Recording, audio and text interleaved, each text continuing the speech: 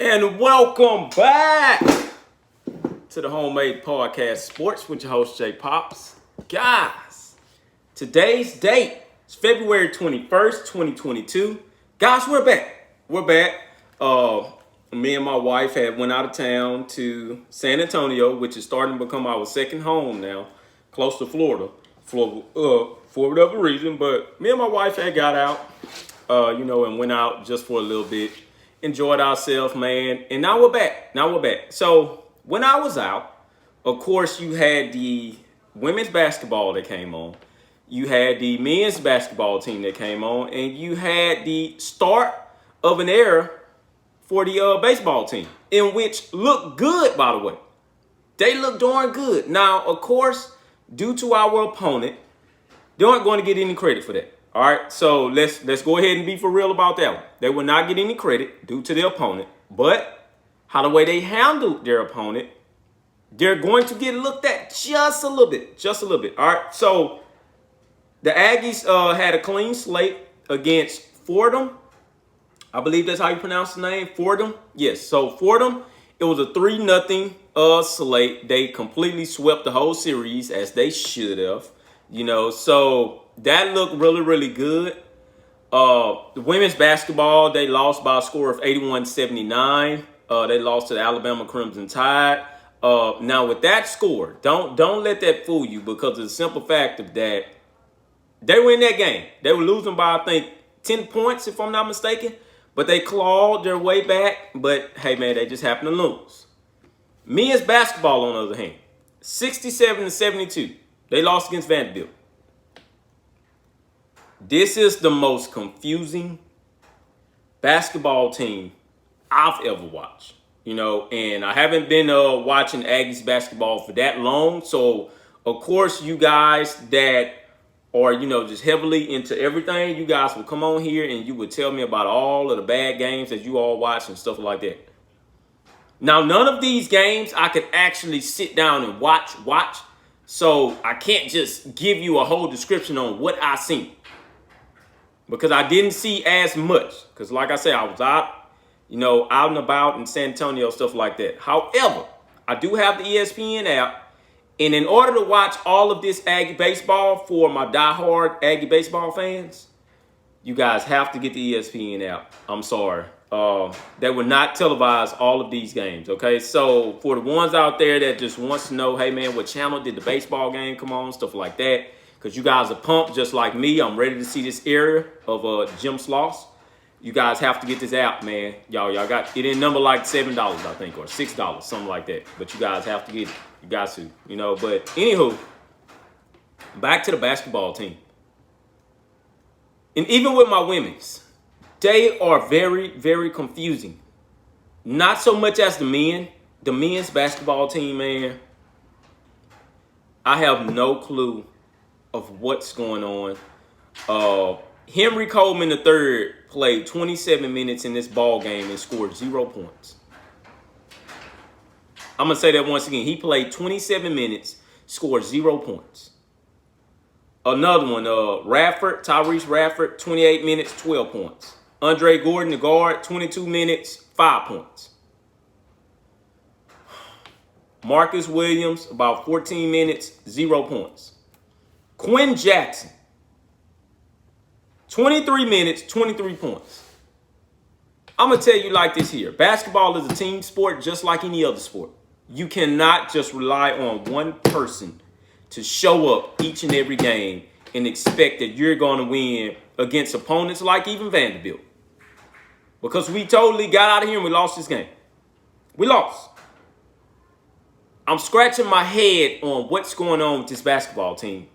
And it's crazy, man, because every time we get a win, we feel so good about that win. We just hope that the win can keep going. We hope that one win will escalate to 2, 3, maybe 4 in a row. But when you're coming out and we're losing to teams like Vanderbilt, which makes absolutely no sense to me, it's hard to continue to watch. Because we love our Aggies to death, but Guys, we got to be better than this.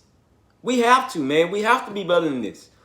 Now I hear a lot of people mention this guy here, Wade Taylor. I have no clue of why Buzz does not let Wade Taylor play valuable minutes. I don't know if Wade Taylor is not ready or what the case may be, but you got to get Wade out there, man. You got to let Wade just show you what he can do, man. I'm sorry, because you don't have too many people on the court that can step up and take the necessary role instead of Quinn Jackson. But you're not going to get that from out of Quinn Jackson every night. I'm sorry. You're just not going to get 23 points every night from Quinn Jackson. And you aren't supposed to. You aren't supposed to, man. However, everybody else on this team has to step up. They got to. If not, then this is the question that I asked. Will we make a run for the NCAA tournament? As of right now, we have no shot. We have no legitimate shot at making a run for an NCAA tournament. I'm sorry to just put that out there like that, but we don't have no legitimate shot at making the NCAA tournament. Now, will we make the NIT? I believe that one. I believe we will. Correct me if I'm wrong on that, though. If you guys don't think we will even make that, if not, we have to come back next year on fire, man. I'm sorry. We just have to come back next year. And I, for one, was one of the guys that were saying that A&M needs to be ranked. And at that time, man, we were hitting on all cylinders. For whatever reason, man, it's just the wheels are slowly but for surely just falling off. And I'm just still trying to figure this team out. I don't know. I do not know at all, man. I don't know. I see somebody on here, Text 10 Runner, says the men's lost 9 out of the last 11 games, and that's not a tournament team. And I agree with you. The women are, but don't think they will win enough games. I don't need them. I was hoping Coach Blair would have a great season. Man, I believe we were all hoping that. It's just a simple fact of that every team on here is just confusing. They're very, very confusing, man. They're so confusing. Like I say, so far as the ladies, this was an overtime win for Alabama because, look, they went to 2 overtimes. And in those 2 overtimes, in quarter number 1, both of those teams scored 7 points. That's so crazy to me. And then the next overtime, one scored 9, the other one scored 7 again. Unfortunately, it was A&M. So the women's, like I always tell you guys, I wasn't really concerned about the women's because I know the women can potentially just hold their own. But at the same time, man, I just don't see them working as a team most of the time. I mean, and a lot of you guys have corrected me on this and said, well, a lot of those, a lot of them were out due to like the COVID and the sickness and stuff like that. So a lot of these women on this team, and they just haven't had the full preparation to work together. And I honestly believe that, man, I just wish we could have went in a different direction so far as the women's. Now, will that keep us out? I believe man, I do believe we may be on the outside looking in on this. I hate to see it because it was Coach Blair's last year.